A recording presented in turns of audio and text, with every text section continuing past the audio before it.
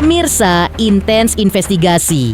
Di tengah gemuruh industri musik Indonesia yang terus bergemuruh soal royalti, sosok Ahmad Dhani kembali mencuri sorotan publik, namun bukan lewat melodi, melainkan lewat kata pedas yang dilemparkan ke mulut Ariel Noah.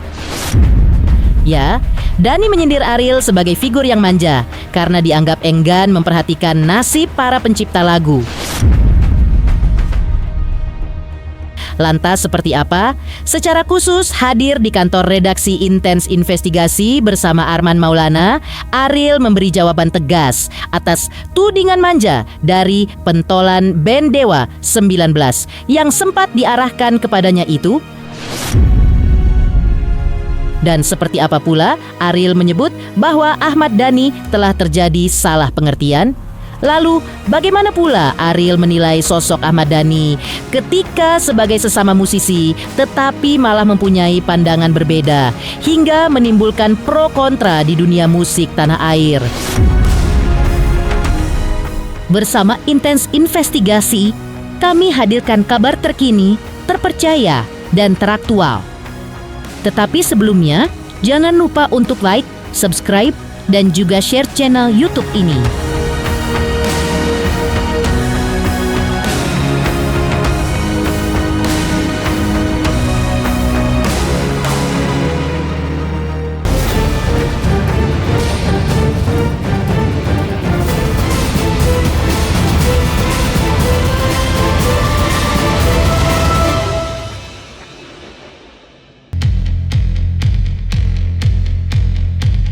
Seperti diketahui, polemik royalti musik sempat memanas meski akhirnya menemui titik terang. Dalam rapat bersama di DPR, diputuskan bahwa urusan royalti akan dikelola secara terpadu melalui Lembaga Manajemen Kolektif Nasional atau LMKN. Proses itu pun diawali dengan audit hingga revisi Undang-Undang Hak Cipta demi mewujudkan sistem yang lebih transparan dan adil bagi para musisi. Namun, di tengah upaya mencari solusi, Ahmad Dhani justru melontarkan pernyataan yang mengejutkan. Ia seolah menyentil Ariel Noah dengan menyebutnya manja. Pernyataan Ahmad Dhani tersebut pun langsung menuai reaksi. Hingga akhirnya, kemarin Ariel Noah pun angkat bicara. Secara khusus hadir di kantor redaksi Intens Investigasi bersama Arman Maulana, Ariel memberi jawaban tegas atas tudingan manja dari pentolan band Dewa 19 yang sempat diarahkan kepadanya. Agak salah pengertiannya dikit gini. Jadi yang kita omongin itu tentang penyanyi dibilang sebagai pihak yang bertanggung jawab untuk membayarkan royalti performing rights. Julukan manja yang dilontarkan Dhani lewat unggahan di media sosial pribadinya memang sontak memicu perhatian warga net. Sindiran pedas tersebut tak lain dipicu oleh sikap Ariel sebelumnya, di mana di hadapan para anggota dewan, Ariel dengan lantang menyuarakan aspirasinya, meminta agar para penyanyi tidak lagi direpotkan dengan urusan administrasi royalti. Pernyataan inilah yang akhirnya menimbulkan reaksi keras Ahmad Dhani hingga menyeret nama Ariel ke dalam pusaran kontroversi baru di tengah panasnya polemik royalti musik tanah air. Jadi kemarin itu pas di DPR kita tuh pengen mempertegas, soalnya kan awal-awal dulu disebut bahwa penyanyi itu yang mesti membayar royalti performing rights. Jadi waktu pas kemarin saya bilang mempertegas aja. Setelah ada sidang MK, setelah ada pernyataan dari pemerintah dan DPR, pengen ada ketegasan lagi dari pihak lain, salah satunya dari asosiasi pencipta, untuk mengumumkan bahwa memang bukan penyanyi yang mesti membayarkan royalti performing rights. Itu kira-kira begitu. Oh, kalau sesuai dengan undang-undang yang kemarin dibicarakan, pelaku pertunjukan itu kan penyelenggara acara, pelaku pertunjukan itu, jadi IO gitu, bukan penyanyi. Dengan tenang namun tegas, Ariel menyebut bahwa Ahmad Dhani telah terjadi salah pengertian. Menurutnya, apa yang ia sampaikan di rapat bersama DPR kemarin bukan soal izin, melainkan soal posisi penyanyi yang kerap dijadikan pihak penanggung jawab terkait pembayaran royalti performing right. Padahal, menurut Ariel, yang seharusnya membayar adalah penyelenggara pertunjukan, bukan malah penyanyinya. Itulah yang menjadi inti pembahasan di DPR. Bahkan Ariel kembali menegaskan, ada dua permasalahan utama yang ia soroti, yaitu penyanyi yang dibebankan membayar performing right dan penyanyi yang diwajibkan meminta izin lebih dulu sebelum tampil. Ariel juga menambahkan, meski pemerintah sudah menegaskan bahwa penyanyi tidak berkewajiban membayar royalti performing right, nyatanya masih saja ada somasi yang dilayangkan kepada penyanyi meminta mereka melunasi kewajiban tersebut. Dan fakta inilah yang membuat Ariel merasa perlu meluruskan isu sekaligus membela para penyanyi dari beban yang seharusnya bukan menjadi tanggung jawab mereka. Jadi ini bukan ngomongin masalah izin ya gitu. Jadi ini ngomongin itu. Jadi kan ada dua permasalahan. Penyanyi itu dibilang yang mesti bayar waktu itu, habis itu juga dibilang mesti minta izin dulu gitu kan gitu. Gak mau izin juga lah. Gak mau izin juga gitu dibilangnya. Tapi kan jadi ada dua hal gitu. Yang saya ngomongin kemarin itu yang masalah bahwa penyanyi yang bayar itu. Jadi kan saya bilang bukan penyanyi yang mesti bayar. Itu pun sudah dipertegas oleh DPR dan pemerintah. Nah, karena itu tolong dipertegas juga oleh Asosiasi Pencipta Lagu. Tujuannya cuma satu sebetulnya, karena walaupun pemerintah udah ngasih tahu bahwa bukan penyanyi yang bayar, tapi tetap ada somasi kemarin-kemarin tuh terhadap penyanyi untuk membayarkan si performing rights. Ariel Noah pun masih mempermasalahkan hal ini. Ia meminta agar persoalan tersebut kembali ditegaskan oleh Asosiasi Pencipta Lagu. Pasalnya, meski pemerintah sudah menegaskan bahwa penyanyi bukan pihak yang harus membayar performing right, nyatanya masih saja ada somasi yang ditujukan langsung kepada para penyanyi. Dengan nada tegas, Ariel menyebut kalau suara pemerintah saja tidak didengar, apalagi kami para penyanyi. Karena itulah, ia berharap Asosiasi Pencipta Lagu mau angkat suara agar penegasan soal siapa yang sebenarnya harus membayar royalti benar-benar bisa dipahami, terutama oleh para pencipta lagu yang selama ini melayangkan somasi kepada penyanyi. Ariel menekankan, persoalan ini sama sekali bukan soal manja, seperti yang sempat disindir Ahmad Dhani, melainkan soal beban tanggung jawab yang keliru diarahkan kepada penyanyi. Padahal seharusnya menjadi kewajiban pihak penyelenggara pertunjukan. Makanya saya bilang, kalau pemerintah kurang didengar, apalagi kita gitu kan, mungkin kalau Asosiasi Pencipta yang ngomong lebih didengar soal itu tadi, soal siapa yang mesti bayar tadi gitu. Karena kebetulan yang mensomasinya itu pencipta. Jadi maksud Ariel tuh kalau yang ngomong Asosiasi Pencipta, yang mudah-mudahan aja didengar sama seluruh pencipta Indonesia gitu. Kalau masalah izin itu belum selesai sih sebetulnya. Belum selesai kalau izin. Tak hanya Ariel, Arman Maulana pun menilai persoalan izin ini belum benar-benar selesai. Menurut Ariel, persoalan jadi rumit bukan karena penyanyi yang manja, melainkan karena masih ada pencipta lagu yang melayangkan somasi kepada penyanyi. Situasi ini dinilai berbahaya jika tidak ada kepastian dan ketegasan hukum. Ariel dan Arman sama-sama menegaskan kesalahan justru ada pada sistem dan kinerja Lembaga Manajemen Kolektif atau LMK yang harus segera dibenahi.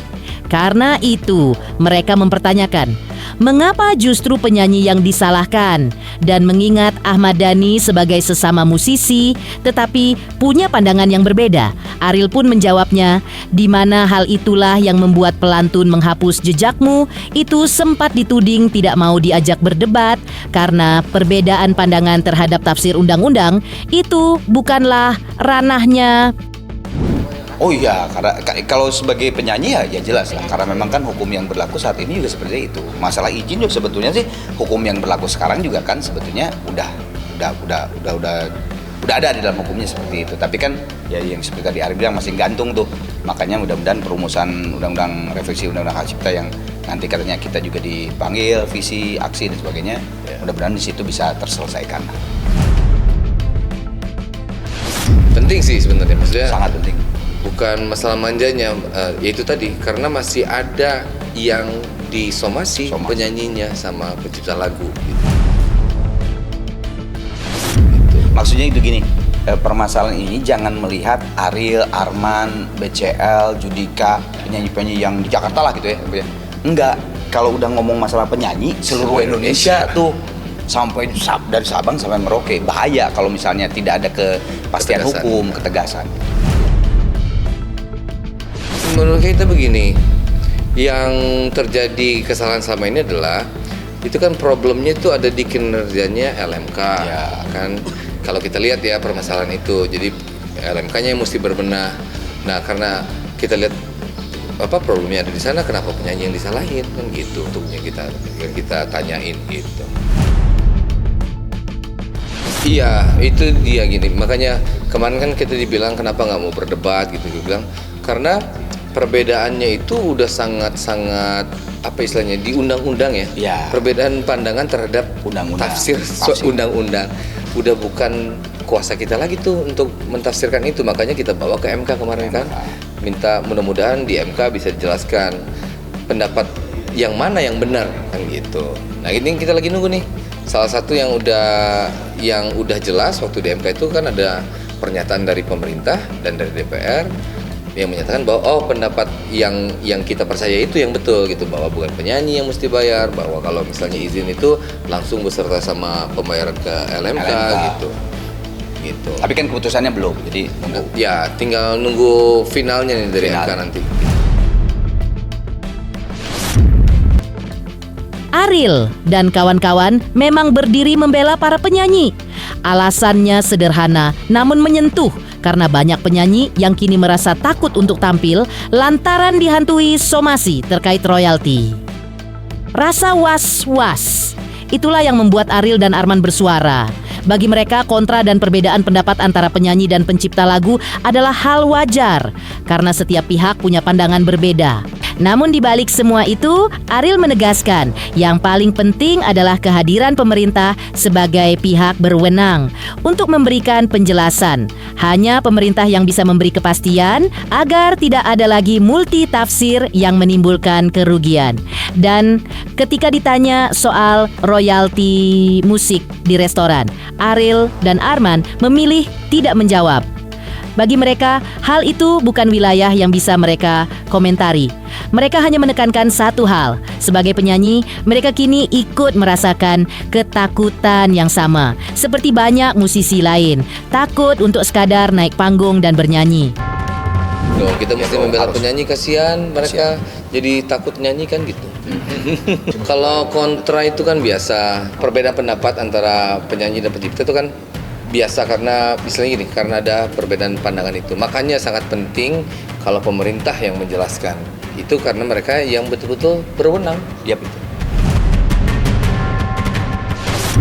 Itu tuh panjang ya. Iya, sebetulnya tuh kita kan visi itu kan penyanyi ya. Gitu, penyanyi. Mau nerang ini sebenarnya bukan wilayah ya, kita, betul. gitu sebetulnya. Tentang performing rights yang itu mendingan tanya ke ini. Ke yang berwenang. Kayaknya bukan wewenang kita. Iya, tapi jangan bukan wewenang kita. Pokoknya kita tungguin aja deh. Ya, kalau nanya masalah dan panjang, mendingan ke pencipta. Iyalah.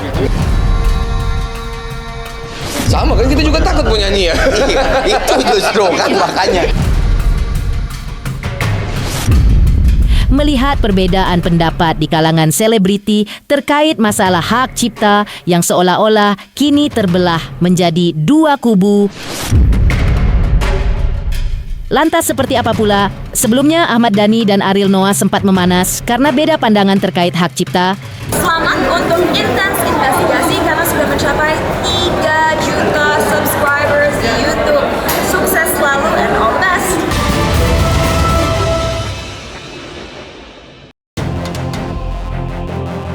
Pemirsa Intens Investigasi, perbedaan pendapat selebriti soal hak cipta kini seolah terbagi dalam dua kubu. Yang paling mencolok, Ariel Noah dan Ahmad Dhani tampak berseberangan. Ahmad Dhani menegaskan dirinya berhak menagih royalti jika lagunya dibawakan penyanyi lain, seperti ketika Once membawakan lagu Dewa 19 di sebuah konser.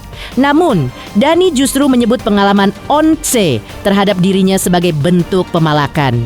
Bahkan sebelumnya, ia sempat melontarkan sindiran "jangan sok kaya" yang diduga ditujukan pada Ariel Noah. Nggak usah sok kaya. Setelah 8 tahun lah. Setelah 8 tahun Once menyanyikan lagu tanpa izin.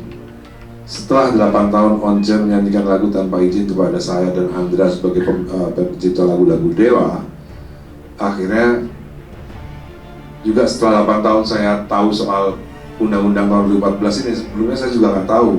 Jadi banyak yang nggak tahu sebenarnya. Setelah saya tahu, saya minta dong sama Once, karena dia juga ngasih harga yang agak lumayan ke saya juga boleh dong ngasih harga ke dia dong, ya kan? Itu kan semuanya kan peristiwanya kan gara-gara JIS. Akhirnya setelah JIS saya minta sama Once, lu nyanyi ya. Kalau lu nyanyi lagu Dewa, gue minta harga dong. Satu lagu 10 juta saya minta. Satu lagu. Nah, waktu itu berdasarkan Bapak harga itu berdasarkan dari Bapak Menteri Olahraga yang langsung minta izin sama saya. Mas, katanya Once, saya harus minta izin ke Mas Dhani supaya Once bisa nyanyi di acara Kementerian Olahraga, nyanyi lagu Dewa. Berapa lagu Mas? 3 lagu. Ya udah, satu lagu 10 juta, langsung transfer ya. Gitu. Ditransferlah ke rekening saya sebagai pencipta lagu Separuh Nafas. Lalu ada dua lagu lainnya yang saya lupa lagunya. Yang pasti Separuh Nafas saya ingat karena saya ngarangnya berdua sama Andra. Lalu saya posting ke grup Dewa yang ada Once-nya, Dewa 19 Once. Iya, saya grup di WA saya posting. Nah, lumayan rezeki, alhamdulillah rezeki anak soleh. Dapat Separuh Nafas dapat 10 juta. Bagi 2 ya sama aku ya, kan ngarangnya berdua. Saya posting lah di grup itu, bukti transfernya kepada Andra. Saya transfer juga 5 juta. Andra, bagianmu 5 juta. Kayaknya Once di situ nggak jawab. Dia kayaknya kesel kayaknya kalau kita dibayar. Menurut dugaan saya ya, patut diduga Once ini kesel bang. Kesel kita dapat bayaran gitu. Lalu berikutnya saya juga dong. Lalu saya bilang, kalau lu nyanyi lagu Dewa, lu bayar ya 10 juta satu lagu gitu. Nah, menurut Once dan menurut beberapa penyanyi yang logiknya kurang kuat, ini adalah pemalakan. Jadi Once ngomong kemana-mana kan, ini pemalakan dong namanya. Saya bingung, orang ini lagu-lagu saya kok. Di mana logiknya bahwa itu adalah pemalakan? Saya bingung gitu loh. Makanya saya suka kata-katain mereka kanak-kanakan ya, karena mereka nggak logiknya memang kayak anak-anak. Ini bukan pemalakan, ini lagu-lagu saya, properti saya.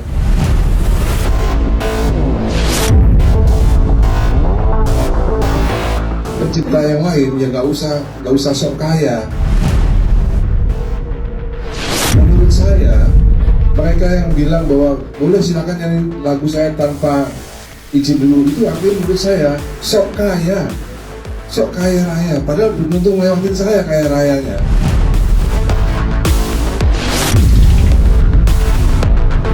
Ya, kalau misalnya Mas Dhani bilang sok kaya itu kan mungkin bahasa yang biasa Mas Dhani gunakan ya, maksudnya bahasanya itu bahasa obrolan biasa gitu, bukan statement yang resmi. Ya, saya cuma bisa bilang bukan sok kaya. Ini kan masalah tentang masyarakat luas ya. Jadi kalau misalnya pernyataan bahwa setiap kali menyanyikan sebuah lagu di konteks performing rights semuanya mesti izin, itu kan termasuk anak-anak muda yang mau nyanyi di pensi, bawain lagu orang, apalagi banyak hal. Jadi itu yang lebih menjadi concern ya sih sebetulnya. Di sisi lain, Ariel Noah justru punya pandangan berbeda. Pandangan Ariel selaras dengan undang-undang yang ada saat ini. Ia menilai bahwa tak masalah jika seseorang ingin menyanyikan lagu miliknya tanpa izin langsung ke dirinya.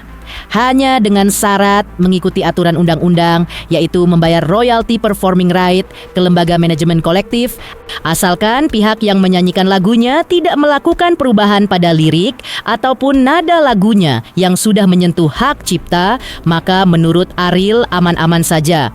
Jika soal perubahan karya cipta dan hal itu menyentuh mechanical right, maka hal itu memang perlu mendapat izin langsung darinya. Ya, sesuai dengan perjuangan kita ya sebenarnya, jadi nggak perlu lagi izin ke gua sebetulnya. Langsung aja nanti bayarnya ke LMK, kecuali kalau memang ada perubahan di lagunya, liriknya dirubah, urutan aransemen dirubah, itu memang hak moral namanya. Nah itu yang kayak gitu tuh termasuk dalam hak di mechanical rights sebetulnya. Tak jauh berbeda dengan polemik hak cipta Ahmad Dhani di atas. Lantas, seperti apa juga? Lesti dan Semi Simorangkir berikan kesaksikan di Mahkamah Konstitusi sebagai saksi di acara sidang uji material hak cipta. Selamat untuk intens investigasi 3 juta subscriber, luar biasa sekali 3 juta. Ya pokoknya semakin sukses lah dan bisa menghadirkan sesuatu yang memang baik untuk diperlihatkan. Saat Ariel Noah dan Ahmad Dhani berselisih soal hak cipta, Lesti Kejora justru hadir di Mahkamah Konstitusi sebagai saksi dalam sidang uji materi. Didampingi sang suami, Rizky Bilar, suara Lesti bergetar ketika mengaku dirinya ikut diseret ke ranah hukum oleh pencipta lagu Yoni Dores atas dugaan pelanggaran hak cipta. Ia bahkan menahan tangis karena kini berstatus terlapor yang disebutnya sangat merugikan karir dan nama baiknya. Di sisi lain, Semi Simorangkir juga bersaksi. Ia mengaku dilarang membawakan lagu-lagu Krispatih kecuali membayar 5 juta per lagu yang diduganya atas permintaan Badai selaku pencipta utama karya-karya tersebut. Yang mulia, Majelis Hakim Mahkamah Konstitusi yang saya hormati, dengan hormat, saya Lestiani, dikenal secara profesional sebagai Lesti Kejora, menyampaikan pernyataan ini dalam kapasitas sebagai saksi dari para pemohon guna memberikan gambaran nyata mengenai permasalahan hukum yang dihadapi para pelaku pertunjukan, khususnya penyanyi. Sekitar pada tahun 2016 hingga 2018, saya pernah membawakan lagu yang berjudul Bagai Ranting Yang Kering yang diciptakan oleh Bapak Yoni Mulyono alias Bapak Yoni Dores. Salah satunya dalam satu acara pernikahan yang diselenggarakan di Subang, Jawa Barat. Lagu tersebut saya bawakan atas permintaan pihak penyelenggara sebagai bagian dari daftar lagu yang telah disepakati. Pada tanggal 18 Mei 2025, saya mendapatkan informasi bahwa Bapak Yoni Dores secara resmi telah membuat laporan polisi terhadap diri saya ke Polda Metro Jaya dengan tuduhan melakukan pelanggaran hak cipta atas penggunaan lagu ciptaannya tanpa izin. Hal ini menimbulkan perspektif negatif terhadap diri saya, karena dengan adanya laporan tersebut, saya seakan-akan telah melakukan pelanggaran terhadap undang-undang hak cipta, sekaligus menunjukkan kegamangan norma hukum terhadap pelaku pertunjukan seperti saya. Saya sebagai penyanyi profesional, saya rutin diundang untuk tampil di berbagai acara, pernikahan, konser, pertunjukan panggung, dan kegiatan publik lainnya. Dalam praktiknya, daftar lagu yang saya bawakan selalu disusun atas permintaan dari klien atau pihak penyelenggara acara.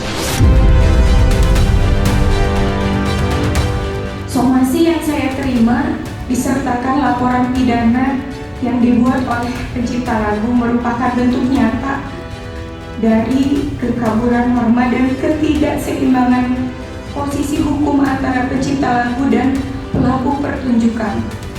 Hal ini memperlihatkan betapa lemahnya perlindungan terhadap hak terkait, khususnya bagi pelaku pertunjukan seperti saya. Dan bahkan sampai saat ini, izin yang mulia, saya masih digantung sebagai terlapor dan itu sangat berdampak negatif sekali kepada saya selaku. Ini tambahan ya?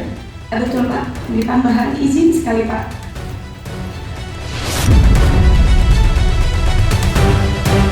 Saya juga ingin kejelasan.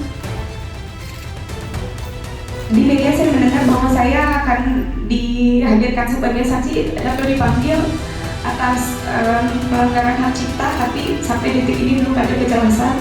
Jadi saya mohon sekali bantuannya untuk kasus saya ini terkhusus. Terima kasih. Assalamualaikum warahmatullahi wabarakatuh. Alhamdulillah, yang pasti bersyukur karena tadi berjalan dengan lancar dan saya juga sangat senang diberikan kesempatan untuk bisa menjadi saksi di sidang Mahkamah Konstitusi. Ya mudah-mudahan apa yang tadi saya sampaikan bisa menjadi pertimbangan yang baik untuk kedepannya.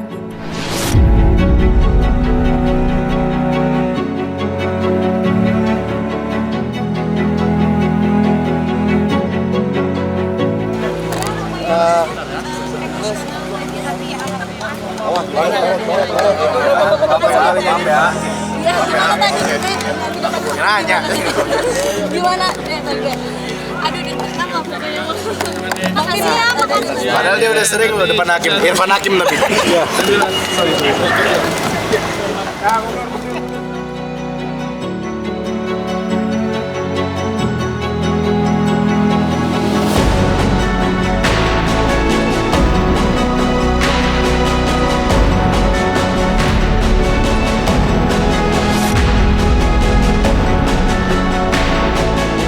Pemirsa Intens Investigasi, jangan lupa saksikan terus Intens Investigasi.